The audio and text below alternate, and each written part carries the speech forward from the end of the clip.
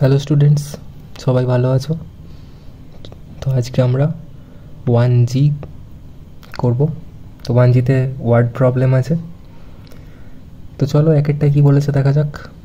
বলেছে from a rope 11 metre long. তাহলে প্রথমে পড়তে পড়তে আমরা লিখতে লিখতেও চলে যাব। তাহলে length of rope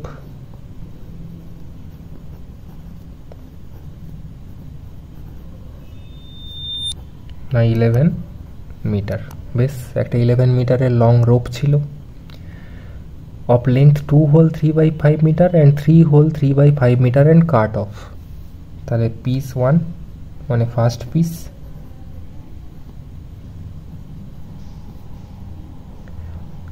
two whole 3/5। তো এটাকে না একদম ইমপ্রপারে নিয়ে চলে যাব। তাহলে 5 2 10 প্লাস 3 মানে 13/5 মিটার। আর ইউনিটগুলো লিখতে যেন ভুলো না। আর সেকেন্ড পিস কত বলেছে? 3 হোল 3/10। এটাকেও ইমপ্রপারে নিয়ে যাও। 3 10 30 মানে 33/10 মিটার। তাহলে টোটাল পিস কত হবে? না 13/5 প্লাস 33/10, 10 এলসিএম। তাহলে কত হবে? 13 2 26 প্লাস 33 মানে হচ্ছে 59/10 মিটার। তাহলে টোটাল পিস আমি এতটা কি করেছি? কেটে নিয়েছি। তাহলে কি বলেছে? রিমেনিং রোপ বার করো। Remaining rope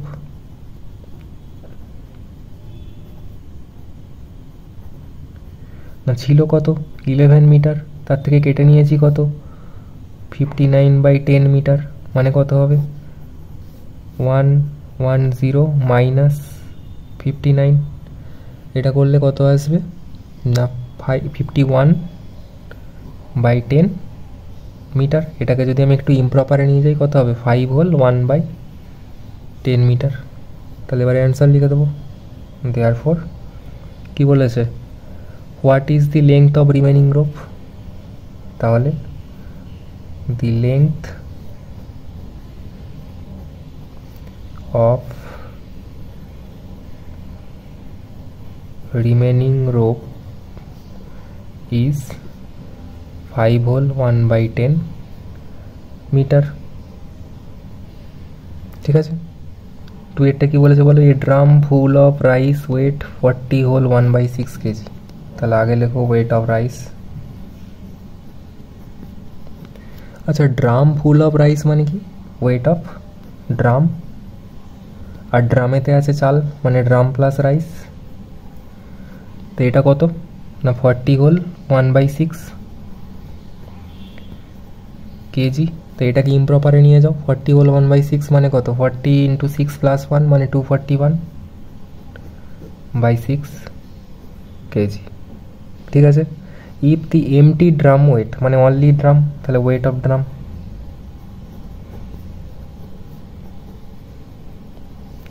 wait of drum কত? 13 হোল 3/4 কেজি। এটাকে ইমপ্রপারে নিয়ে গেলে কত হবে? না 55/4 কেজি। এবার বলো, ড্রাম প্লাস রাইস ছিল এত কেজি, শুধু ড্রামটা এত কেজি। তাহলে এটা থেকে যদি এই দুটো থেকে যদি আমি এটা মাইনাস করে দিই তাহলে শুধু রাইস পড়ে থাকবে, তাই না? তাহলে ওয়েট অফ রাইস পেয়ে যাবো। তাহলে ওয়েট অফ রাইস এটা কত হবে? না এর থেকে এটা মাইনাস করে দেবো। 241/6 মাইনাস 55/4। তাহলে এটা মাইনাস করতে গেলে এলসিএম কত হয় বলো? 6 আর 4 এর এলসিএম কত হয়? 12। মানে 241 ইন্টু 2 মানে 482। আর 4 3 মানে 55 ইন্টু 3 মানে 165। তো এটা মাইনাস করলে কত আসবে? না 317/12 কেজি। মানে এটা ইমপ্রপারে নিয়ে গেলে 26 হোল 5/12 কেজি। তাহলে অ্যান্সারে কী লিখবো? Therefore weight of rice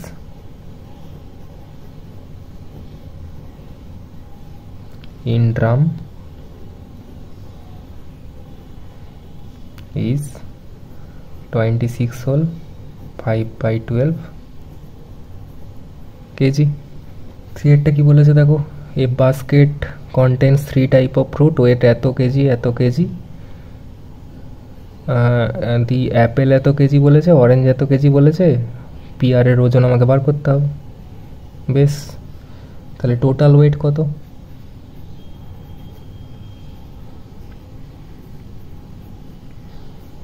total weight কত?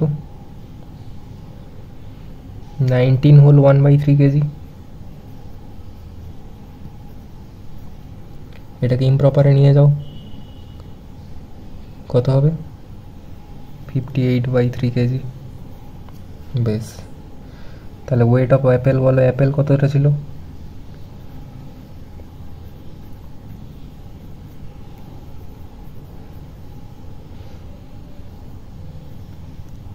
অ্যাপেলস কতটা ছিল? 8 হোল 1/9,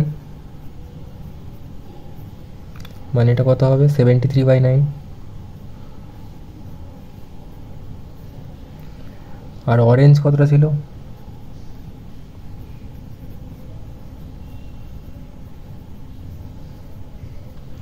না 3 হোল 1/6। তাহলে এটাকে ইমপ্রপারে নিয়ে গেলে কত হবে বলো? 19/6 কেজি। তাহলে আমাকে বলো weight of apples plus orange কত? না 73/9 প্লাস 19/6, তাহলে এর এলসিএম হচ্ছে 18।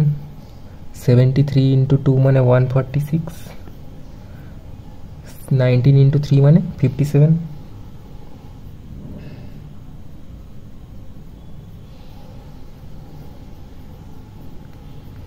203/18 কেজি। তাহলে দেখো টোটাল ওয়েট থেকে যদি আমি অ্যাপেল আর অরেঞ্জ বাদ দিয়ে দিই, টোটাল ওয়েট মানে কি কি ছিল? এখানে অ্যাপেল ছিল, অরেঞ্জ ছিল আর পিয়ার ছিল। তাহলে এর থেকে যদি আমি অরেঞ্জ আর অ্যাপেল বাদ দিয়ে দিই তাহলে পিয়ার পড়ে থাকবে। তাহলে কি লিখবো? আমাকে কি জিজ্ঞাসা করেছে? Weight of pear. তাহলে ওয়েট অফ পিয়ার বার করো।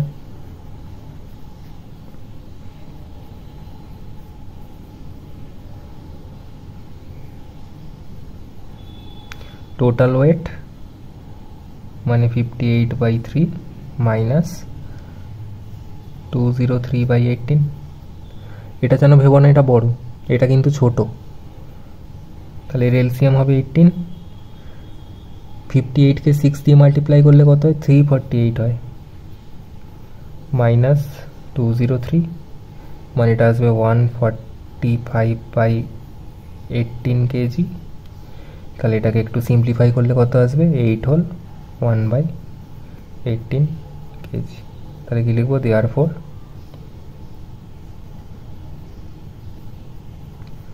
weight of pears is 8 whole 1/18 kg. পরেরটা কি বলেছে? on one day rickshaw পুলার earned 160। তাহলে ওয়ান ডে আর্নিং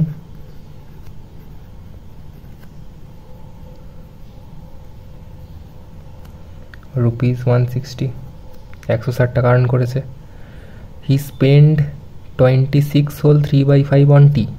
বেশ,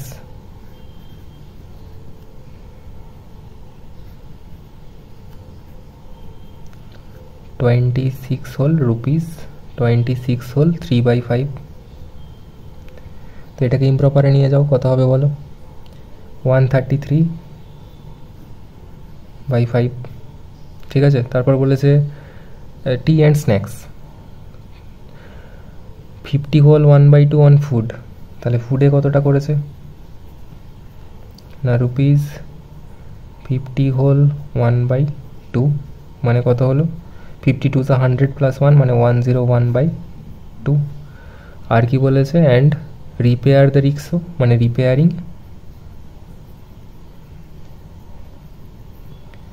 রিপেয়ারিংয়ে কত টাকা কস্ট লেগেছে আমার? 16 হোল 2/5 মানে 516 80 প্লাস 2 মানে 82/5। তাহলে টোটাল এটা হচ্ছে টোটাল আমার খরচা। তাহলে টোটাল স্পেন্ড কত হয়েছে বলো?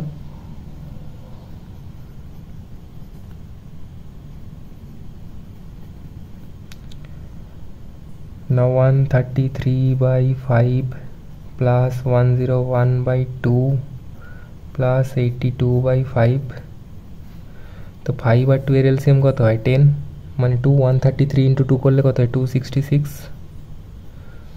এটাকে 5 দিয়ে করলে কত হয়? 505। আর এটা 2 দিয়ে করলে 164। তো অ্যাড করলে কত হবে? 935/10। এত টাকা টোটাল স্পেন্ড করেছে। তাহলে বলো তো, যেটা ইনকাম করেছে তার থেকে যেটা স্পেন্ড করেছে সেটা যদি মাইনাস করে দিই তাহলে সেভিংস পড়ে থাকে। তাহলে সেভিংস ইকুয়াল টু কী লিখবো?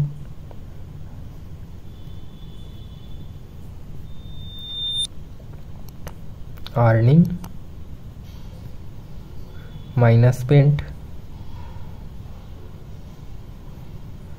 তাহলে কত হবে বলো? আর্নিং কত ছিল? 160, আর স্পেন্ড কত করেছে? 935/10। তাহলে কত হবে? 10 এলসিএম 1600 মাইনাস 935, তাহলে কত আসবে এটা মাইনাস করলে? না 665/10। তাহলে এটাকে একটু সিম্পলিফাই করলে কত হবে? 66 হোল 5/10, মানে 5/10কে যদি একটু সিম্পলিফাই করে দিই কত হবে? Rupees 66 whole 1/2। তাহলে অ্যান্সারে কী লিখবো? দেয়ারফর হি সেভ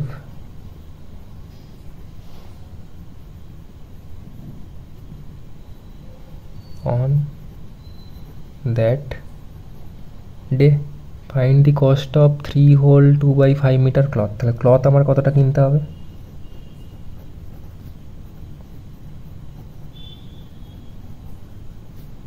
না 3 hole 2/5 মিটার, মানে এটাকে যদি একটু সিম্পলিফাই করে নিই, আচ্ছা রেট কত বলেছে?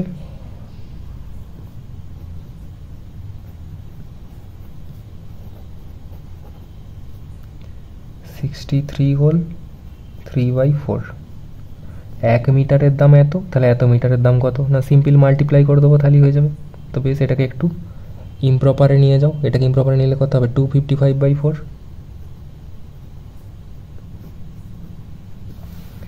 তাহলে কী হবে? টোটাল কস্ট না 17/5 ইন্টু 255/4। এটা 5 দিয়ে ক্যান্সেল আউট করো, 5 1 যা 5 আর 5 51 যা, মানে 17 ইন্টু 51 করলে কত? 867/4, মানে এটাকে সিম্পলিফাই করলে কত হবে? Rupees 216 whole 3/4। তাহলে দেয়ারফর cost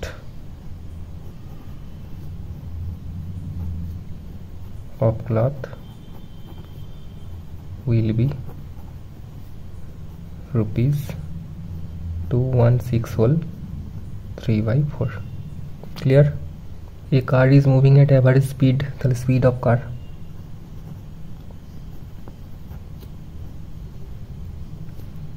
না 60 whole 2/5 কিলোমিটার পার আওয়ার, মানে 302/5 কিলোমিটার পার আওয়ার, এটা কারের স্পিড।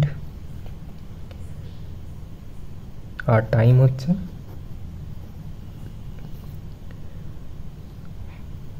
6 হোল 1/4, মানে এটা কত হবে? 25/4 আওয়ার। তাহলে আমাকে কি জিজ্ঞাসা করেছে? ডিস্টেন্স ইকুয়াল টু কি? Speed into time. তাহলে স্পিড কত? 302/5 ইন্টু 25/4। 5 1 যা 5, 5 5 যা এটা কাটাকাটি করো, 2 2 যা 4, 215, আর এখানে আসছে 1, মানে কত আসবে 755/2, এটা হচ্ছে কিলোমিটার।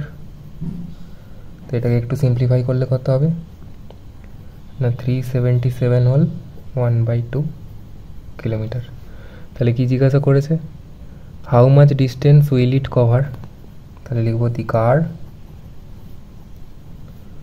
Will cover 377 1/2 kilometre. ঠিক আছে, আজকের ক্লাস এখানেই শেষ করছি, পরের দিন বাকিগুলো কমপ্লিট করে নেব।